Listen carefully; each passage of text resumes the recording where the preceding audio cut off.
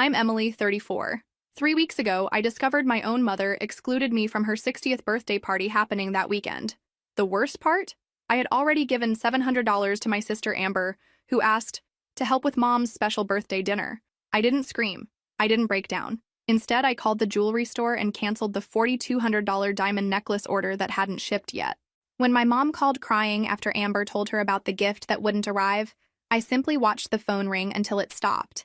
Since then, the only present she's been getting is silence. Where are you watching from today? Drop your location in the comments below and hit that like and subscribe button if you've ever felt betrayed by your own family.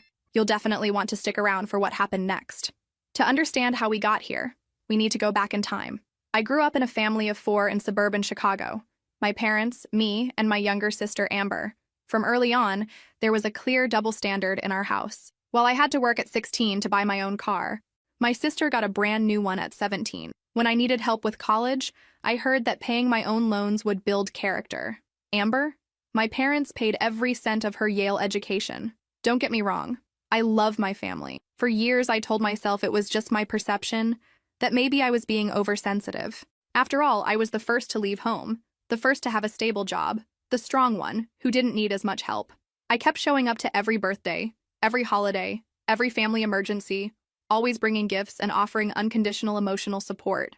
From ages 22 to 34, I sent roughly $30,000 to help my parents with various needs, from medical bills to financing the car my mom currently drives, which I purchased last year when her old one finally broke down. Meanwhile, Amber, now a corporate attorney making 6 figures annually, rarely contributed financially but was always the perfect daughter in their eyes. The pattern was clear, but I refused to see it.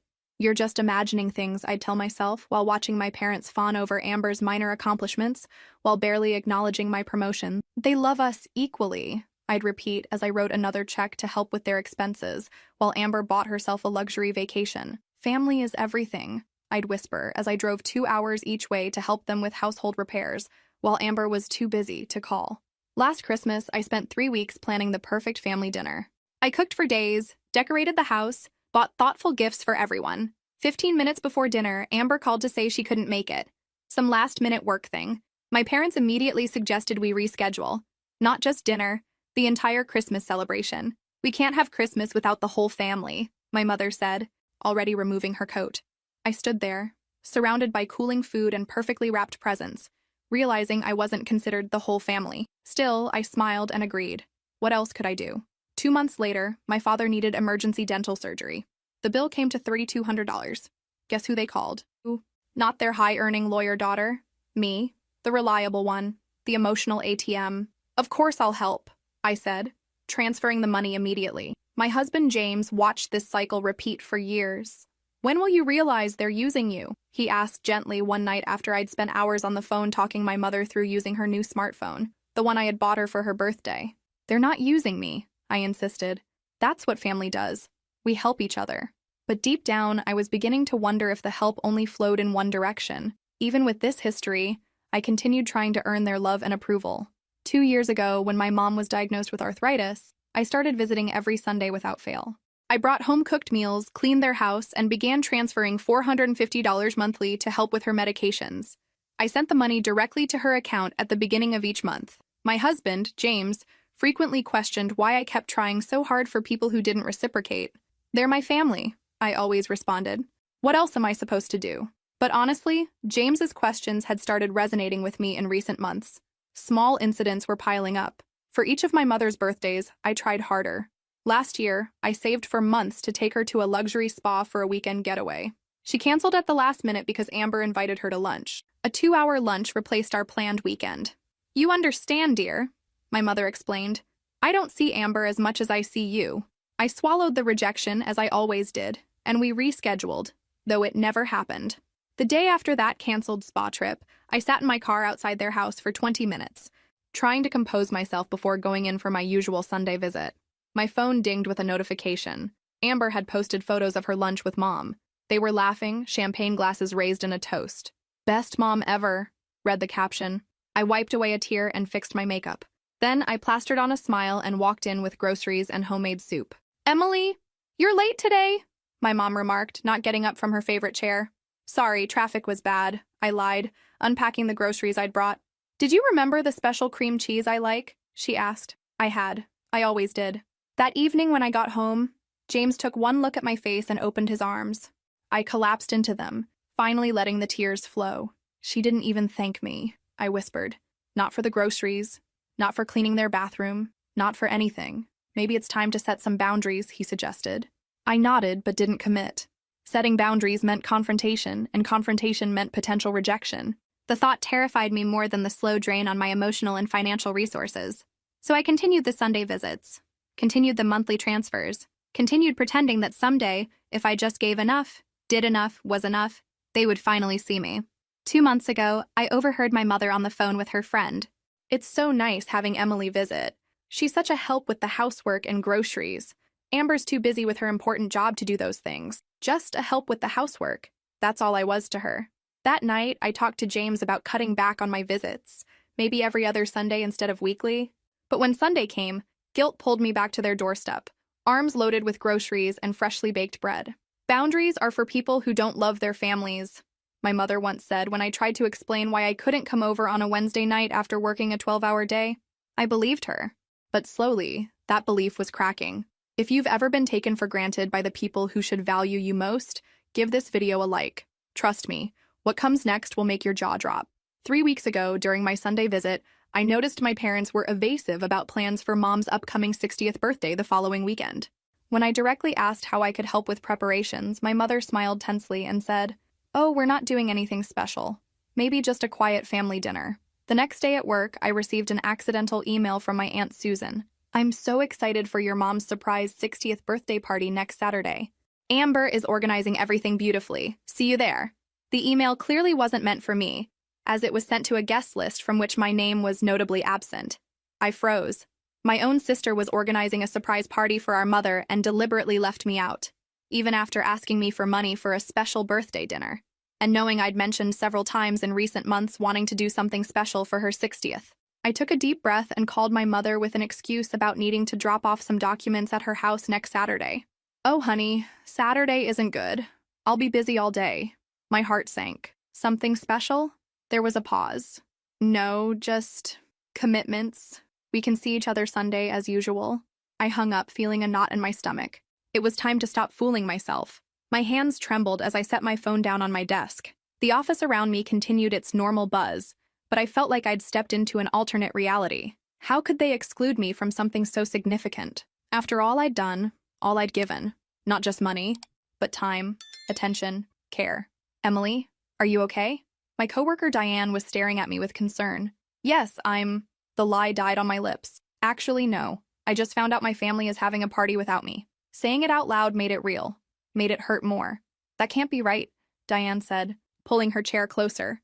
"There must be some misunderstanding." I showed her the email, watched her expression change from disbelief to anger on my behalf. "This is deliberate," she said finally. "And you mentioned giving your sister money for this?" I nodded, unable to speak. "Emily, I've listened to you talk about your family for years. This isn't the first time they've hurt you?" She was right. There was the time my parents skipped my graduate school graduation because Amber had a minor cold. The Christmas they gave her a car and me a sweater. The countless times they called for financial help without a word of gratitude. "I've been so blind," I whispered. "Not blind," Diane corrected. "Just hopeful. There's a difference." That afternoon, I couldn't concentrate on work. I kept checking my phone, half expecting an explanation, an apology, an invitation. Nothing came. That evening, I made a decision. I'd verify if this was really happening, if I was truly being excluded. I needed to be absolutely certain before taking any action. I stepped outside the building and called my father. "Dad, I was thinking about Mom's birthday this weekend. What time should I come over?" "Oh," he sounded startled. "We're not doing anything special, just a quiet day." Another lie. "Are you sure? No celebration for turning 60? "Well," he hesitated, "maybe a small dinner with just the 4 of us on Sunday. You know your mother doesn't like big fuss." I swallowed hard. "Right. See you Sunday then." I hung up and stared at the setting sun. Something inside me that had been bending for years finally broke. I decided to check Amber's Instagram, and there it was. She was posting stories while buying decorations for a party. Preparations underway for the best 60th birthday. Topper family is everything. Family is everything. Except me, apparently. I tried calling Amber immediately. She didn't answer. I sent a direct message. Saw your Instagram. Why am I learning about Mom's party through Aunt Susan? Why did you ask me for money for something I wasn't even invited to? She read it and didn't respond. I drove to my best friend Lauren's house without even realizing how I got there. When she opened the door, one look at my face was enough. What happened? She asked, pulling me inside. I explained everything, showing her the email and Instagram posts. And the worst part, I added, is that I already gave Amber $700 2 weeks ago when she asked for money, saying it was for a special birthday dinner for Mom. I never imagined I wouldn't be invited to that dinner. Emily, Lauren said, holding my hands, this isn't normal. It's not just rude or careless. It's cruel, and you don't deserve it.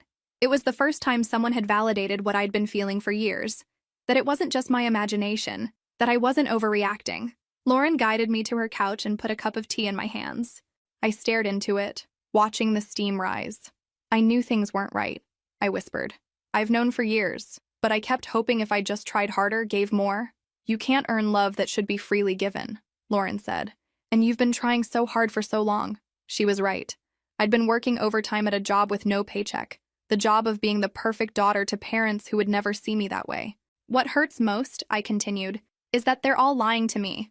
Mom, Dad, Amber, they're coordinating their stories to keep me in the dark, like I'm not even worth the truth. What are you going to do? Lauren asked. I took a deep breath. I don't know yet, but I can't keep doing this. That night, I scrolled through years of photos on my phone, holidays where I'd traveled miles to be with them while Amber showed up late or not at all. My parents beaming beside Amber in her graduation gown, while my own graduation photos showed them checking their watches. Birthday celebrations where my carefully chosen gifts for them sat unopened while Amber's hastily purchased gift cards were exclaimed over. The pattern was undeniable and heartbreaking. I called the jewelry store where I'd ordered my mother's gift, a stunning diamond necklace that cost nearly 3 months of my salary. The customer service representative confirmed it hadn't shipped yet. Would you like to add a note to the package? She asked. Actually, I said, my voice steady, I'd like to cancel the order. There was a pause. Are you sure? This is quite an exquisite piece. I'm sure the recipient isn't who I thought she was. After hanging up, I sat on my bed feeling lighter than I had in years. The decision to cancel the necklace wasn't about revenge. It was about finally acknowledging reality. I couldn't buy my mother's love no matter how many carats I offered. James found me there, staring at my phone. Amber's posting more pictures of party preparations, I told him. Everyone's been invited except me. He sat beside me, his presence steady and comforting. What do you need right now? He asked simply. I need to stop pretending, I answered, and I need to decide what happens next. I spent the night on Lauren's couch, staring at the ceiling. Thoughts and memories swirled in my mind. All the times I was sidelined, all the excuses I made to defend my family. One moment returned with painful clarity, my high school graduation when I won the top student award. While other families took photos and celebrated, my parents seemed impatient. Later, I discovered why. They'd scheduled a celebration dinner for Amber's debate team admission on the same day. My greater achievement was overshadowed by what wasn't even a major accomplishment for Amber. This pattern continued through adulthood. Whenever I had success, attention quickly shifted to whatever Amber was doing. The next morning, with just 2 days until the party, I made a decision I'd been postponing for years. I would no longer be my family's emotional and financial ATM. No more. First, I called the pharmacy where my mother bought her arthritis medications. I explained the situation and prepaid for 3 months of medication. I wanted to set boundaries, not harm her health. Then, I notified the pharmacy manager I wouldn't be renewing after this period. Next, I called the luxury jewelry store where I'd ordered the birthday gift, a diamond necklace that cost almost 3 months of my salary. Fortunately, the order hadn't been processed for shipping, and I could cancel it with just a small fee. Is it for your mother? Asked the attendant kindly. It was, I replied. Finally, I tried calling Amber again. This time, she answered. Why didn't you invite me to Mom's party? I asked directly. There was a pause. I thought you'd be busy. Amber, you literally asked me for money to help with the party without inviting me. It wasn't like that, she responded defensively. You're overreacting, as always. I realized there wouldn't be an honest conversation. Whatever, just know I canceled the gift I was going to give her. What gift? Amber asked, her voice changing. The diamond necklace I ordered a month ago. The silence on the other end of the line said everything. I sat at my kitchen table after hanging up, my heart racing. This was the first time I'd ever directly confronted the situation. For years, I'd swallowed my hurt, made excuses, pretended everything was fine. Now I'd crossed a line that couldn't be uncrossed. And strangely, it felt right. James came home from work and found me still sitting there, staring at nothing. I canceled the necklace, I told him. And I told Amber I knew about the party. He sat across from me, concern in his eyes. How do you feel? Terrified, relieved, angry, free. All these emotions swirled inside me like a storm. I've spent my entire adult life trying to buy their love, James. Thousands of dollars, countless hours, endless emotional labor. And they couldn't even invite me to a birthday party. He reached across the table and took my hand. What happens now? I don't know exactly, but I know what's not happening. I'm not showing up Sunday pretending everything's fine. I'm not transferring money next month. I'm not being their backup plan anymore. That evening, I wrote everything down. Every slight, every dismissal, every time I'd given and received nothing in return. It filled 5 pages. When I finished, I didn't feel vindictive or vengeful. I felt clear-eyed, maybe for the first time. I also made a list of what I wanted going forward. Not revenge, but respect. Not perfection, but fairness. Not constant access to my resources, but recognition of my value.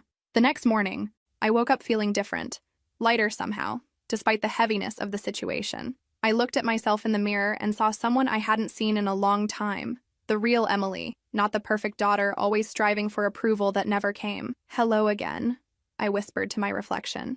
I've missed you.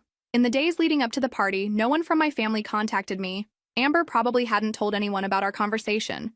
I decided not to show up unexpectedly or create a scene. Instead, I would use this time to reflect on what kind of relationship I wanted going forward. On Saturday, the day of the party, I turned off my phone and went with James for a weekend retreat. I needed space to think without the constant pressure of being available for my family. When we returned Sunday night and I turned my phone back on, there were dozens of notifications. James was by my side as I checked the messages. Apparently, the jewelry store had called my mother Saturday morning to confirm the cancellation, not realizing it was the day of the party. Amber, who had mentioned to everyone that I would be giving a special gift, was caught off guard. The first messages were confused. Was there some problem with the gift you mentioned? Then, more direct. The jewelry store said you canceled the order. Did something happen? And finally, a manipulation attempt. We missed you so much at the party. Why didn't you come? Everyone was asking about you. This last one almost made me laugh. If they were really missing me, why hadn't anyone invited me? How could they ask about me when they didn't even know I was supposed to be there? The last message was from an hour ago. Emily, I'm worried. Please call when you can. I decided I would respond tomorrow. Tonight was for me. I couldn't help but feel a certain satisfaction. Not at hurting my mother. That wasn't my intent. But at finally disrupting the pattern that had defined our relationship for decades. For once, I wasn't playing my assigned role of giver, fixer, enabler. They're in shock, James observed, scrolling through the messages. They can't believe you're not following the script. He was right. The script had always been clear. Emily gives, everyone takes. Emily sacrifices, everyone benefits. Emily gets hurt, everyone carries on. What exactly did the jewelry store say to your mom? James asked. I don't know, I admitted. But I'm guessing they mentioned the diamond necklace. We both knew what that meant. My mother now knew exactly what she'd lost through their deliberate exclusion of me. That night, I slept better than I had in months. No anxiety dreams about disappointing my family. No waking up wondering if I'd done enough, given enough, been enough. Just peaceful, restorative sleep. The next morning, I looked at myself in the mirror and saw subtle changes. My shoulders weren't hunched with tension. The worry lines between my eyebrows had softened. I looked unburdened. I dressed with care in a bright blue dress I rarely wore because my mother once commented it was too bold for me. I applied makeup, did my hair, put on jewelry I'd bought myself, small acts of self-care that felt revolutionary. You look different, James said when I emerged. I feel different, I replied. Like I've set down something heavy I've been carrying my whole life. At work, colleagues noticed too. New haircut? Asked Diane. New perspective, I answered with a smile. Throughout the day, my phone buzzed with more messages from my family. I read them but didn't respond. Each message revealed their confusion, their disbelief that I wasn't rushing to explain, apologize, make things right. For the first time, I wasn't managing their emotions. I was honoring my own. After work, I went shopping. Not for gifts for others, but clothes for myself. I bought things I loved without wondering if they would meet with approval. I spent money on myself without calculating how many medications or groceries it could buy for my parents. Small acts of rebellion, small steps toward a new reality. On Monday, I opened my banking app and did something I should have done long ago. Created an investment fund with the money I would normally spend on my family. Self-worth fund. I named it, and James smiled when he saw. I'm proud of you, he said. You've been talking about setting boundaries for at least a year. Maybe this was the push you needed. It was true. This wasn't an impulsive decision based on a single incident. It was the culmination of years of imbalance. The latest in a long list of moments when I was treated as secondary. In the afternoon, the doorbell rang. My mother was at the door. Something rare. She never came to my house without notice. Emily, can we talk? Her voice was soft, eyes red from crying. I let her in, offered water, and we sat in the living room. Yet, why did you cancel my gift? And why didn't you come to my party? I kept my voice calm. I didn't come to your party because I wasn't invited. She seemed genuinely shocked. Of course you were. Amber said she had talked to you. No, Mom. Amber never invited me. I found out about the party through an accidental email from Aunt Susan. When I confronted Amber, she said she thought I would be busy. She hesitated, processing. There must have been a misunderstanding. And what about the necklace? I asked, changing the subject. What? The diamond necklace that Amber told the jewelry store you two would give together? In the photos, you're wearing a new necklace. My mother instinctively touched her neck, where she wore a simple necklace. Nothing like what I had ordered. Amber bought this for me. She said you two had planned something together, but there was a problem. And there it was. Final confirmation.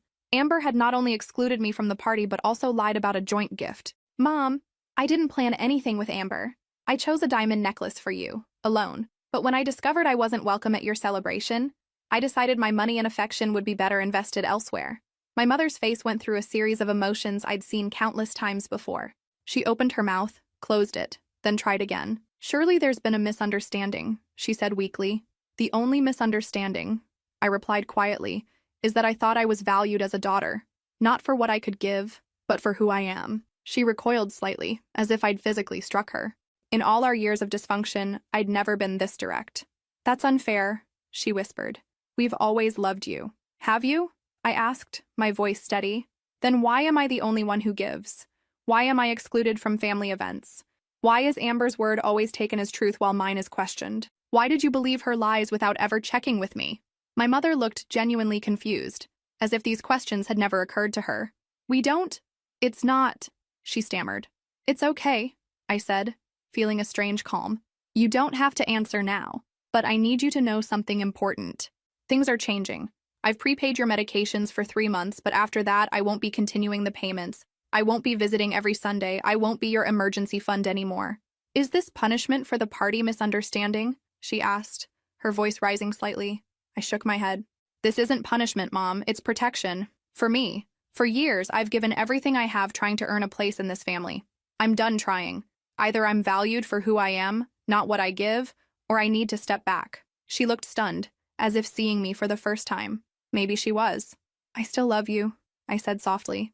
That hasn't changed. But how I express that love is changing. I need to love myself too. My mother left shortly after, confusion and hurt evident in every line of her body. As I closed the door behind her, I felt no triumph, no vindication, just a quiet certainty that for once I had spoken my truth. During the week that followed, my phone didn't stop. My father outraged, demanding I apologize to my mother. Amber sending confusing messages, first denying she had lied, then accusing me of always wanting to be the center of attention. Aunts, uncles, cousins, all with opinions about how I was being dramatic and ungrateful. I only responded to one message, the one from my Aunt Susan. I'm proud of you for valuing yourself, she wrote. It's about time. On Friday, my mother showed up again, this time with my father. We've come for our house keys, he announced. I was confused for a moment, then understood. Years ago, they gave me a key for emergencies. I was the only family member who had one. Of course, I replied, taking my keyring. I removed not just their house key, but also the spare key to the car I had bought for my mother last year. I won't need this anymore either, I said, handing both keys over. You should give them to Amber. She's family after all. The expression on their faces was priceless. That car was a gift, my mother said quietly. You can't just take it back. I'm not taking it back. I'm returning the spare key I kept for emergencies. The car is still yours. Just like the love I feel for you is still real, even if it now comes with boundaries. My father's face reddened. After everything we've done for you, what exactly have you done for me? Dad? I interrupted, my voice still calm. I paid my own way through college. I bought my own first car. I built my career without connections or help. I purchased the car Mom drives. I've paid for medications, home repairs, emergency bills. We raised you, he sputtered. Yes, you did, and I'm grateful for that. But parenting doesn't entitle you to a lifetime of financial support and emotional servitude. They looked at each other, clearly unprepared for this version of me, the one who spoke truth instead of swallowing it. We should go, my mother said finally, pulling my father's arm. Emily is clearly not herself today. Actually, I replied, I'm more myself than I've been in years. After they left, I sat on my couch feeling strangely peaceful. The confrontation I'd feared for so long had happened, and I'd survived. More than survived, I'd stood my ground. James came home and found me there, smiling. They came for their keys, I told him. I gave them back, plus the spare to Mom's car. How did it go? He asked, sitting beside me. They're shocked, confused, angry. But for once, I didn't absorb all those emotions. I just let them feel what they feel. He put his arm around me. That's huge, Em. It is, I agreed. For the first time, I didn't make myself smaller to make them comfortable. I didn't apologize for having needs and boundaries.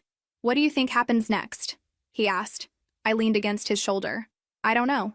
Maybe they'll reflect and realize how one-sided things have been. Maybe they'll double down and paint me as the villain. Either way, I'm done playing a role that destroys me, just to maintain their comfort. That night, we ordered takeout and watched a movie. Small pleasures I'd often denied myself because the money could help my parents. As the credits rolled, I realized something profound. I wasn't just setting boundaries with my family. I was reclaiming parts of myself I'd surrendered long ago in the quest for their approval. A month passed. The monthly payments I made stopped, though the medications were guaranteed for 2 more months. The Sunday visits ended. The silence was deafening, but also strangely liberating. Then, on an ordinary Tuesday, I received an email from my father. Attached was a document listing the major expenses he could remember having for me, from limited financial support in college to childhood birthday parties.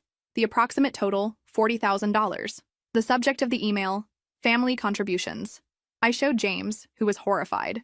They can't be serious, but they were. In the message, my father explained that since I had questioned their love, he wanted to show me how much they had invested in me over the years. It was the last desperate attempt to manipulate me, to make me feel guilty. A year ago, it would have worked. I would have cried, begged forgiveness, promised to help again. Instead, I created my own document, listing each significant contribution I'd made since I started working. The car, the medical bills, the home repairs, the weekly groceries. The approximate total, $55,000, not counting time and emotional support.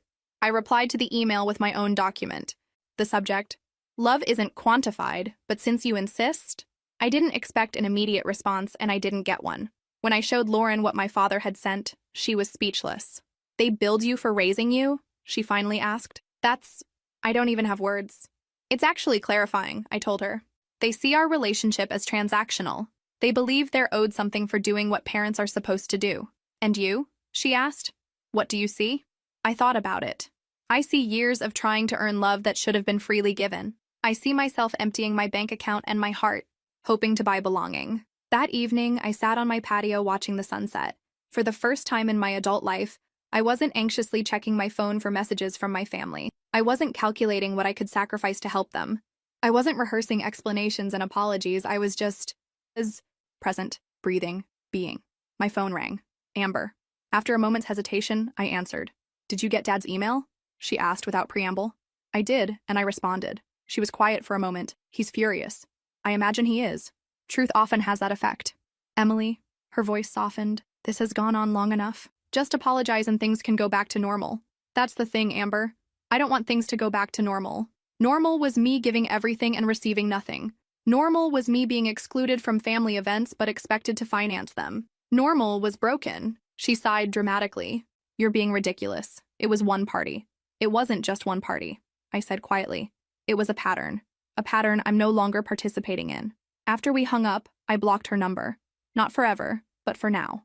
I needed space to strengthen my resolve without constant attempts to pull me back into old patterns. That night, I dreamed of standing on a cliff edge, my family behind me, a vast unknown ahead. In the dream, I wasn't afraid. I stepped forward into the air and found I could fly. I woke with the sensation of freedom still tingling in my limbs. 6 months passed. The story of my transformation isn't one of revenge or vindication, but of quiet rebuilding. The money I previously spent on my family now went to my investment fund and weekly therapy. I realized years of manipulation and favoritism had distorted my view of love and relationships. Amber tried contacting me several times. In her last message, she finally admitted the truth. "Yes, I lied about having invited you," she wrote. "But I only did it because you always try to impress everyone with your expensive gifts and your perfection. Since we were children, you've always been the exemplary daughter. Perfect grades, stable career, happy marriage. Meanwhile, I'm divorced, in debt despite my salary, and always being compared to you. When Mom turned 60, I finally wanted to be the one giving something special, without you overshadowing everything." The message hit me unexpectedly. All those times I thought Amber was the favorite, she felt exactly as I did. Inadequate, competing for our parents' love. The difference was that she chose to manipulate, while I chose to sacrifice. I replied only, "I hope someday we can talk without competition. There's enough room for both of us to be loved." As for my parents, the silence lasted 4 months. Then I received a card in the mail. Inside, a simple request. "Can we talk?" I met them at a neutral cafe. The conversation was difficult, with many tears and some defenses still raised. But it was a start. We haven't returned to what we were before. That relationship was unbalanced and unsustainable. Instead, we're slowly building something new, based on mutual respect and clear boundaries. I don't pay their bills anymore. I don't visit every Sunday. But when we see each other, it's because we all want to, not because I feel obligated. Over brunch last month, my mother asked about my investment fund. "It's growing," I told her.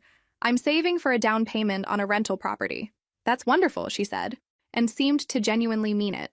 No comment about how I could be helping them instead. No guilt trip, just recognition of my goals. My father is taking longer to adjust. He still occasionally makes comments about how they're managing without my help. But even this is progress. They are managing. Their world didn't collapse when I stopped being their safety net. Last week, Amber and I met for coffee, our first one-on-one conversation in over 6 months. It was awkward, tense at times, but also revealing. "I always thought they loved you more," she admitted. "You were the reliable one, the successful one." "And I always thought they loved you more," I replied. "You were the one they made sacrifices for, the one whose needs always came first." We looked at each other across the table, two women who had spent decades misreading the same situation, both feeling unloved, both reacting in different ways, her through manipulation, me through overgiving. "Maybe," I suggested. "They just didn't know how to love either of us properly." She nodded slowly. "Maybe we didn't know how to love ourselves." It wasn't a perfect reconciliation. We have years of competition and hurt to work through. But it was an honest moment, perhaps our first. The diamond necklace refund? It funded my first solo trip to Europe. The photos are on my Instagram. The sparkle in my eyes is worth much more than any diamond. So if you're watching this and related to my story, I want you to know, setting boundaries isn't selfish. It's self-preservation. Sometimes silence is the most valuable gift you can give to yourself. Because in the end, the only relationship you can't escape is the one with yourself. Make sure it's a relationship of respect, of love, of truth. Where are you in your journey of setting boundaries? Drop a comment below if this story resonated with you, and subscribe for more authentic conversations about family dynamics. Remember, you don't have to set yourself on fire to keep others warm. 1 year after the birthday party incident, I received an invitation in the mail. Cream-colored envelope, formal cardstock inside. My mother's 61st birthday celebration. This time, my name was on the invitation. I stood in my kitchen, turning the card over in my hands, feeling strangely detached. A year ago, this would have meant everything. Validation, inclusion, proof that I mattered. Now, it felt like just an invitation. James found me still standing there. "You don't have to go," he said gently. "I know," I replied, and that knowledge made all the difference.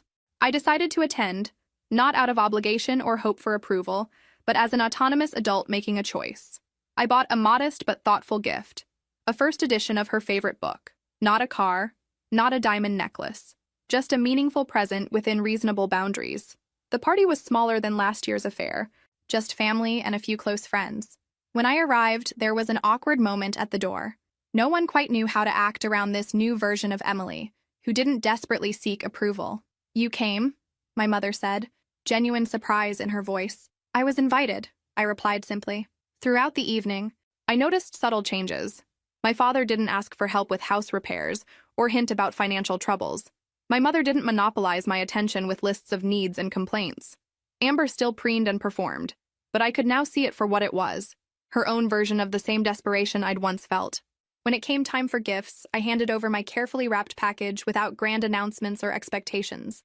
My mother opened it, her eyes widening in recognition. "You remembered," she whispered, running her fingers over the book's worn cover. "Of course," I said. "I listen when you talk." Something passed between us then, a moment of genuine connection, untainted by manipulation or unmet expectations. Later, as I was helping clean up, by choice, not obligation, my father approached. "That investment fund," he said awkwardly. "How's it doing?" "Very well," I replied. "I'm looking at properties next month?" He nodded, seeming to struggle with what to say next. "I've been thinking about what you said, about transactions versus relationships." I waited, giving him space to continue. "Your mother and we didn't have good examples. My father kept score of every penny. Her parents used affection as currency." He looked down at the plate in his hands. "Maybe we've been doing the same without realizing it." It wasn't an apology, not exactly, but it was more self-awareness than I'd ever heard from him. "Awareness is the first step," I said. As I was leaving, my mother walked me to my car. "Next Sunday," she said hesitantly, "would you like to come for dinner?" "Not because you have to. Just, if you want to." I considered it. "I can't do every Sunday anymore. But perhaps once a month?" She nodded, accepting the boundary without argument. Another small victory. Driving home, I realized something profound. I no longer needed them to change to be okay. I'd changed. I'd built a life centered on self-respect rather than external validation. Their evolution, if it continued, was welcome but not necessary for my well-being. That night, I added another entry to the journal I'd been keeping throughout this journey. Today, I sat at a table with the people who hurt me most, and I felt neither the desperate need for their approval nor the burning desire to hurt them back. I just felt myself, present, whole. This is what healing looks like. Not perfect relationships, but perfect clarity about your own worth. The next morning, I received a text from Amber. "Can we talk?" "Really talk?" I responded with a time and place. The work of rebuilding, or perhaps building for the first time, healthy family relationships would be long and uncertain. Some days would be steps forward, others steps back. But for the first time, I was entering this process as an equal, not a supplicant desperate for scraps of affection. James noticed the change in me immediately when I told him about the party. "You're talking about them differently," he observed. "More objectively." He was right.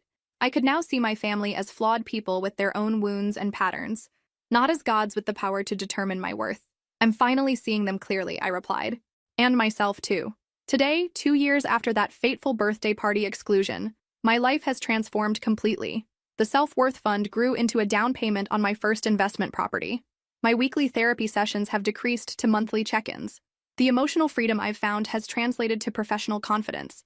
I received a promotion I wouldn't have even applied for in my previous people-pleasing life. My relationship with my family has found a new equilibrium. Not perfect, not always easy, but authentically ours.